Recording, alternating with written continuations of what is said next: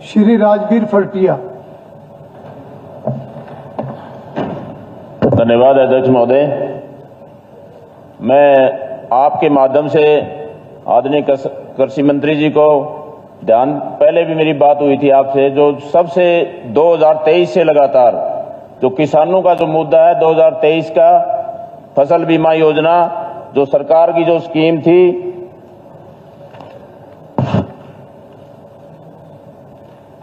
अकेला जिला भिवानी की बात करूं तो तकरीबन उस टाइम जो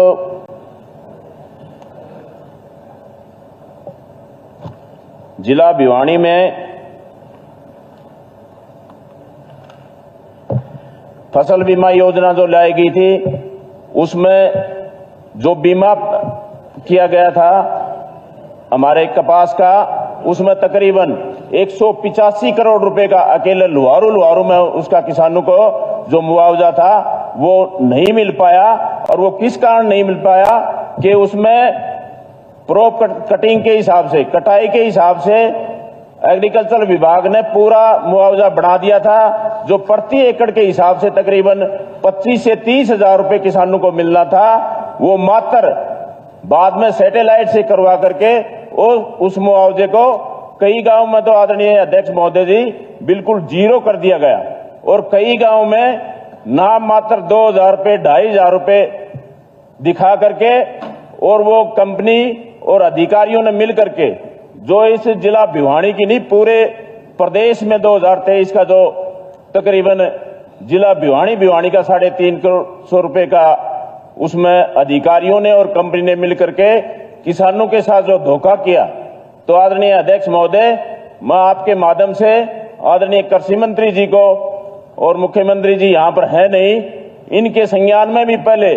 मैं भी लेके आया था, किसान भी मिले थे, और कल भी प्रदर्शन सिवानी में भी, लोहारू में भी किसानों ने लगातार आंदोलन कर रहे हैं। तो इसकी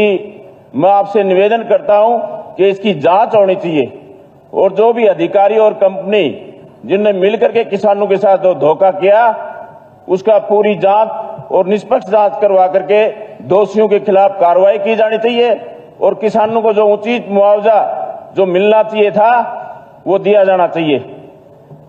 आदरणीय अध्यक्ष महोदय, मैं ध्यान दिलाना चाहूंगा कि हमारे हल्का लोहारू में मेरे से पहले भी विधायकों ने पीने के पानी की समस्या उठाई, नहरों की समस्या उठाई। मेरे क्षेत्र में सिवानी ब्लॉक की अगर मैं बात करूं तो सबसे ज्यादा पानी के पीने की समस्या है। कई गांव में तो अध्यक्ष महोदय बिल्कुल खारा पानी है, दूर से टैंकर ला करके 500 रुपए में टैंकर मंगवा करके पीने के पानी की व्यवस्था गांवों में करनी पड़ रही है। सिवानी के वार्ड की बात करूं, वहां भी पीने के पानी की बहुत मोटी समस्या है। बहल की बात करूं, वहां भी कई वार्डों में तो 2-2 महीने पानी नहीं जाता। तो ये मैं आपके संज्ञान में लाना चाहता हूं कि हमारे जो क्षेत्र में नहरों का जो मैं पिछले 2-15 या 3-15 की बात करूं तो उसमें तो बिल्कुल पानी गया ही नहीं, हमारे जो टैंक थे वो भी खाली पड़े हुए हैं। तो मैं निवेदन करना चाहता हूं मंत्री जी से कि भाई इसके ऊपर आप जरूर ध्यान देंगे। और मेरे से पहले हमारे बहुत से विधायकों ने भी रखा जो खेत खलियान के रास्तों के बारे में। आदरणीय अध्यक्ष महोदय, मेरा जो क्षेत्र है इसमें 60% से ज्यादा गांव खाली हो गए हैं और उसमें सब ढाणियों में बसने लग गए हैं। तो खेत खलियान में मंत्री जी कल वो बता रहे थे कि भाई हम 4 क्रम का रास्ता और 3 क्रम का जो रास्ते हैं उनको पक्का करने का काम करेंगे। तो मैं मंत्री जी का धन्यवाद भी करता हूं, और मैं मेरे हल्के में जितने भी रास्ते कच्चे पड़े हैं उनकी लिस्ट मैं आपको दूंगा। तो आपकी जो स्कीम है तो उसका लाभ हमारे ढाणियों में जो भी बसते हैं तो उनके लिए रास्ते, जो बारिशों में सबसे ज्यादा दिक्कत वहां पर होती है आने जाने में, और वहां पर बिजली के कनेक्शनों की भी बहुत मोटी दिक्कत है। जमींदार होता है जो लाखों रुपए का एस्टीमेट बना देते हैं, जब एस्टीमेट 10 लाख 20 लाख का बन जाता है, गांव से दूर होते हैं, फिर उसके बावजूद भी वो पूरा नहीं कर पाते। तो मैं निवेदन करूंगा कि भाई उन ढाणियों में पीने के पानी की और बिजली की भी व्यवस्था की जाए। शिक्षा मंत्री जी से मैं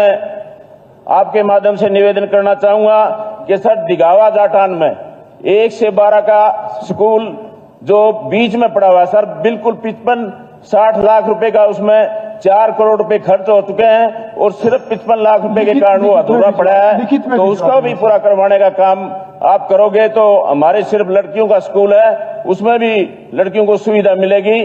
तो इसके लिए मैं आपके माध्यम से आदरणीय मंत्री जी से निवेदन करूंगा कि भाई उसको जल्दी से जल्दी पूरा करवाया जाए। श्री पवन